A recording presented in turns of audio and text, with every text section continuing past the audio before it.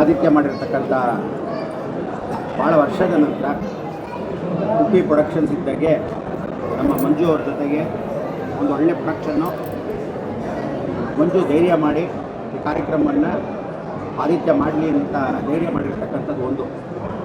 ಬೇರೆ ಭಾಷೆಗಳಿಂದ ಹೀರೋಗಳು ಬರೋಕ್ಕಿಂತ ನಮ್ಮವರಿದ್ದರೆ ಒಳ್ಳೆಯದು ಅಂಥೇಳಿ ಆ ಕಥೆಯನ್ನು ಈ ಥರನೇ ಸೆಂಟಿಮೆಂಟ್ ಆಗಿ ಒಳ್ಳೆ ಸಸ್ಪೆನ್ಸ್ ಆಗಿ ಒಂದು ಒಳ್ಳೆ ಫ್ಯಾಮಿಲಿ ಥರ ಮಾಡೋಣ ಅಂತ ಒಂದು ಪ್ರಯತ್ನ ಪಟ್ಟಿರ್ತಕ್ಕಂಥದ್ದು ನಮ್ಮ ರಾಜಣ್ಣ ಶಿವಮ್ಮ.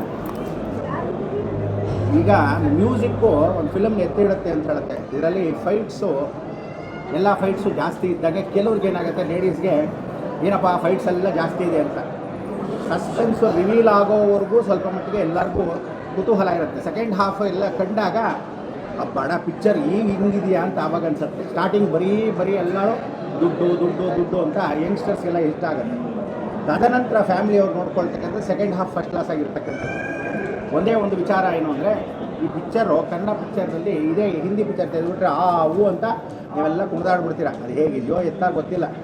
ಕೆಲವರು ಆಡ್ಕೊಳ್ಳೋರು ಆಡ್ಕೊತೀರಾ, ನೋಡೋರು ನೋಡ್ತೀರಾ, ಕೆಲವರೆಲ್ಲ ಸಂತೋಷ ಪಡೋರು ಪಡ್ತೀರಾ, ಕೆಲವರೆಲ್ಲ ಹೊಸದಾಗಿ ಯಾವುದೋ ರೀತಿಲಿ ಬಿಡ್ತೀರ.